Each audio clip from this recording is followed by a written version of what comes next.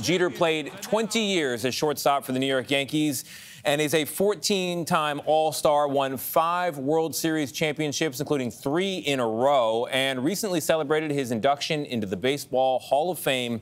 And he went to the field at Yankee Stadium to join all of his best friends for that. Derek joins us now. Thank you very much for being here. Thanks for having me. You were 1 vote shy of a unanimous induction into the Hall of Fame.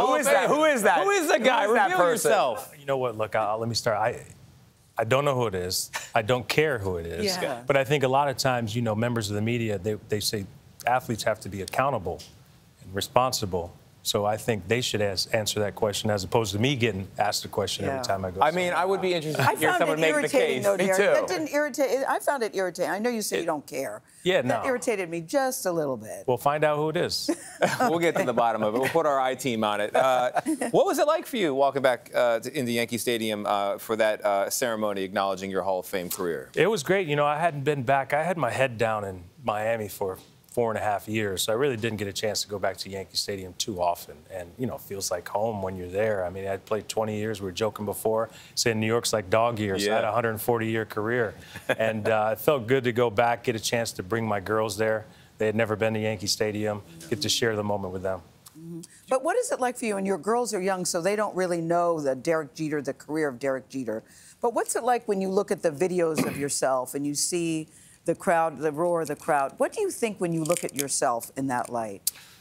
I try not to. Look, Yankee fans are the best in the world. I grew up with them. And the support that they've given me throughout my 20-year career, I mean, you never forget that. And you can't replicate going through an experience like that. 50,000 people chanting for you, cheering for you. Yeah. You miss it. You miss the interactions with the fans. And that's why I say when I brought my girls there, I wanted them to at least get a chance to experience it once. But the thing that I think makes you so great, Derek, not only are you so amazing on the field, it's what you're like off the field. I've met your mom and dad, your sister, your family is so fantastic. Your wife is also spectacular. I'm wondering about how you were raised and what you were taught, because that's one of the things I admire most about you. I appreciate it. But, you know, I was taught, I have a very close family. I'm close with my parents, my sister as well now. Same thing with my girls and my wife. And I always just wanted to I wanted to treat people how I wanted to be treated. I think that's the #1 goal. And I think people talk about legacy, what you have on the field, but I always wanted people to remember me for who I was as a person and as an individual. On the subject of legacy, are you interested in going back to the New York Yankees in maybe an executive role?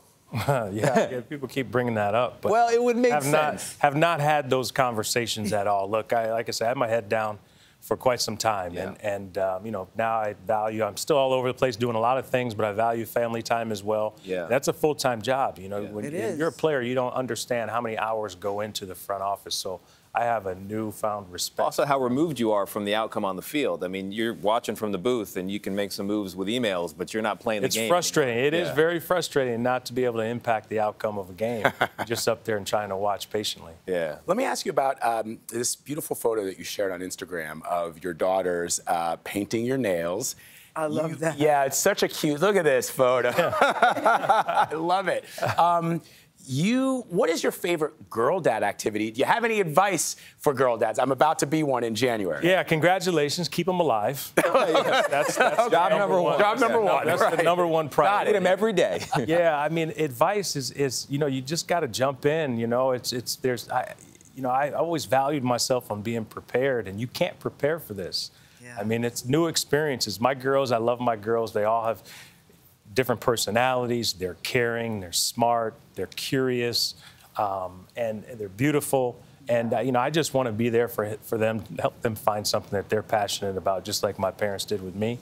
And you'll do just fine. Aw, thank you, Derek. I think you'll be fine, too. But I like what you said, Derek. You're very busy off the field, whether you go to the Yankees or not. A lot of people are hoping you do. Of course, that's a personal question. You said nobody's even having those discussions but us. He might be having those thoughts, but we'll let him have his thoughts. Well, you know. But I like that you've started an apparel line, and I like that you're with Misty Copeland, good choice, Wayne Gretzky, an apparel line that does what? What's it called? Well, I mean, I've had relationships with athletic brands my entire career. I should say my whole life I've been wearing it. And anytime you do that, you think of things that you would like to improve on and things that you would do differently.